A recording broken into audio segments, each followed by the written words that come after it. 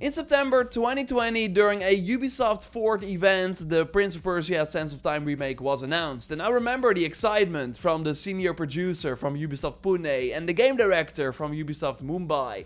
Finally, they were able to lead a game project instead of being just a support studio. For me, it's a big dream.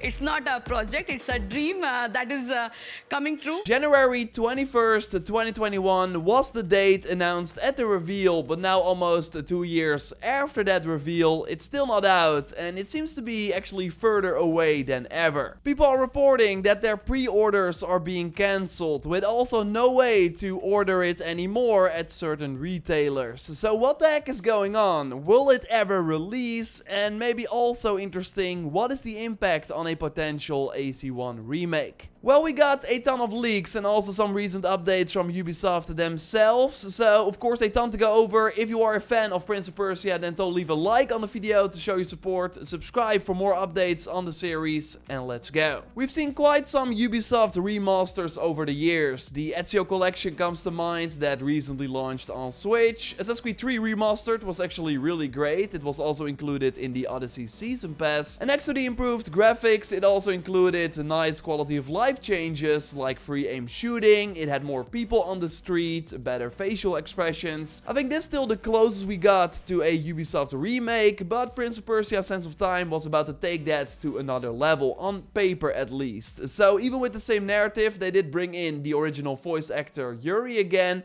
and also used motion capture, which wasn't the case for the original. Like, that game of course released in 2003. We will be using some 4K footage from Center Strain here and there, by the way, but in the remake, in terms of combat, they wanted to implement a targeting system, really change the camera features a lot, and we would also be able to select different difficulty settings to ensure every player will be able to enjoy the game till the end. Like, overall, there were many accessibility features that would match modern games, and they were using the Anvil engine, which was also used for Assassin's Creed Origins, to make it happen. We extracted the metrics from the original game, but we rebuilt everything from the ground up. I was also able to interview the developers around the reveal, and they told me that the Anvil engine had everything they want in the game, but that did not turn out to be the case. 0451 namely posted an article where they spoke to some developers about the troubled development, and here it was noted that management forced them to retrofit the animations of the prince,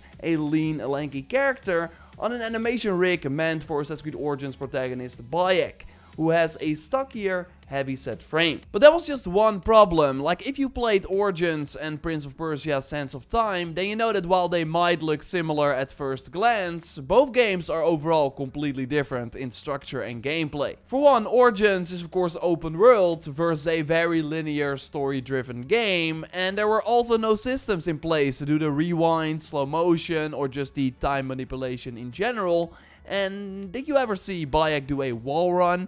One source to thegamer.com notes that wall running, one of the most basic traversal mechanics, was not possible on the engine and needed to be figured out. But like I already said, Ubisoft Pune and Mumbai were up until this point mostly support studios. They helped on games like Steep and Far Cry 5. They did not know this Anvil engine, so were kinda thrown in the deep end and were forced to figure it out. In the exciting Ubisoft announcement blog, they noted that we also had the help of the other studios as mentoring regarding the new engine, so it's definitely a collective work that allowed the Indian teams to build up that game. But yeah, and maybe you already guessed it turns out that sources to The Gamer and 0451 note that Ubisoft did not send over any help from developers with experience on the Anvil engine, while that would have of course been super beneficial. Also, the design document for Prince of Persia The Sands of Time wasn't more than 10 pages. You would think that any material regarding the original release or its sequels would have been shared, but that was not the case.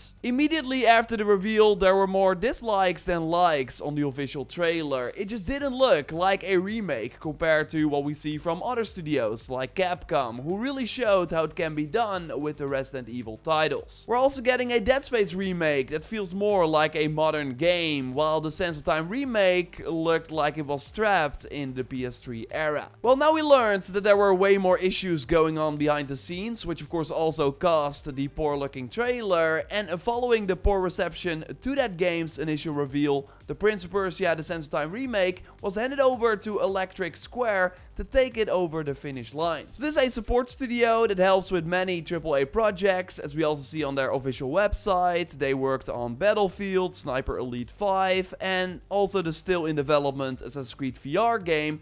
But also they were unable to make the Prince of Persia remake work. So much so that in December 2021, there were even talks about cancelling the project entirely. This has not happened though, we know it's still coming, and the latest update we got is that Ubisoft Montreal will now take over the work. So basically one of Ubisoft's key studios is going to figure it out, which does show that they want to take it seriously, and I think they totally should, because this remake could be make or break for a future where Ubisoft can go back to more of their older games and bring them all up to modern standards. We talked about the potential Assassin's Creed 1 remake a couple of times here on the channel. If that's coming, I think it's gonna be huge. But if their first remake doesn't hit the quality bar we come to expect, we lose faith in what future Ubisoft remakes could be. It kinda reminds me of how Guardians of the Galaxy suffered from the poor reception of Marvel's Avengers. People did not trust Square Enix Marvel games anymore, even though Guardians was awesome. If this happens with Ubisoft remakes, it will hurt the Splinter Cell remake that is also in development and any other title they might want to bring back. So they have to get the Sands of Time right, but that also means that we will have to wait even longer,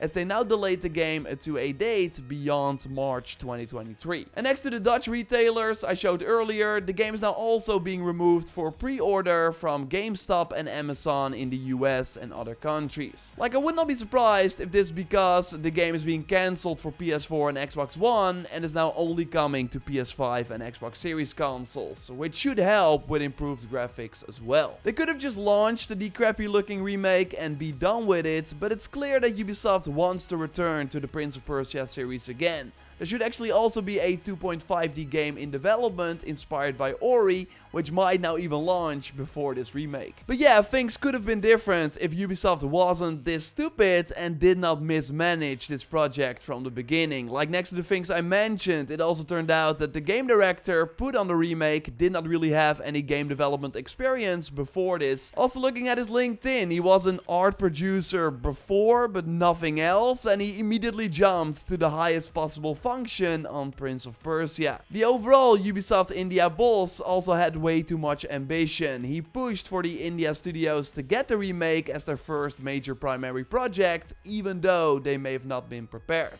It really seems that almost everything that could have gone wrong went wide of the mark, which mostly sucks for the very enthusiastic developers that hoped that this would be their moment to step out of the shadow of other studios and launch their own developed project. So the key takeaway here is that we should not expect the Prince of Persia Sands of Time remake for a very long time, but that when we see it again as a potential next-gen only title, it could be way more impressive. I'm holding my fingers crossed and will be following it here, so totally subscribe for everything on Prince of Persia and other upcoming Ubisoft games. A like on the video would really help me out, and check out my previous video on Ubisoft things that do seem to come out pretty soon. You can watch it by clicking on the screen. For now, I will speak to you soon though. Goodbye.